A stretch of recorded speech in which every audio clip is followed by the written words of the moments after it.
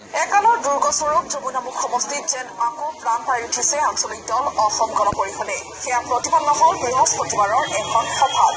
যমুনামুখ সমষ্টিৰ অন্তৰ্গত ডমকাত বৃহস্পতিবাৰে অসম গণ পৰিষদ দলত আনুষ্ঠানিকভাৱে যোগদান কৰে দলটোৰ প্ৰাক্তন বিধায়ক খলিলুৰ ৰহমান আৰু ৰহমান চৌধুৰীৰ পুত্ৰ তথা কংগ্ৰেছৰ প্ৰাক্তন যুৱ নেতা ৰেজাউল কৰিম চৌধুৰীয়ে। ৰেজাউলে যোগদান কৰা সভাখনত অংশ ল'বলৈ হিন্দোল ভাঙি ওলাই আহিল হাজাৰ হাজাৰ লোক।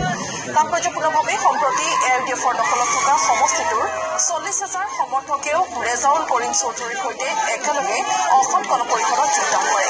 বৃহস্পতিবাৰে ৰেজাউলে যোগদানৰ বাবে আয়োজন কৰা সমাৱেশত উপস্থিত থাকে সভাপতি অতুল বৰা, কাৰ্যকৰী সভাপতি কেশৱ মহন্ত তথা দলটোৰ প্ৰতিষ্ঠাপক সভাপতি প্ৰাক্তন মুখ্যমন্ত্ৰী প্ৰফুল্ল কুমাৰ মহন্ত। উল্লেখযোগ্য যে বিগত নিৰ্বাচনত কংগ্ৰেছৰ প্ৰাৰ্থিত্ব লাভৰ পৰা বঞ্চিত হৈ নিৰ্দলীয় প্ৰাৰ্থী হিচাপে প্ৰতিদ্বন্দ্বিতা কৰি ৰেজাউলে লাভ কৰিছিল প্ৰায় 52,000 ভোট। স্বাভাৱিকভাৱেই বৃহস্পতিবাৰৰ অগপৰ এই সমাৱেশত বিশাল জনসমুদ্ৰই এআইডিএফৰ বাবে যে ভাবুকিৰ সৃষ্টি কৰিব তাত কোনো সন্দেহ নাই।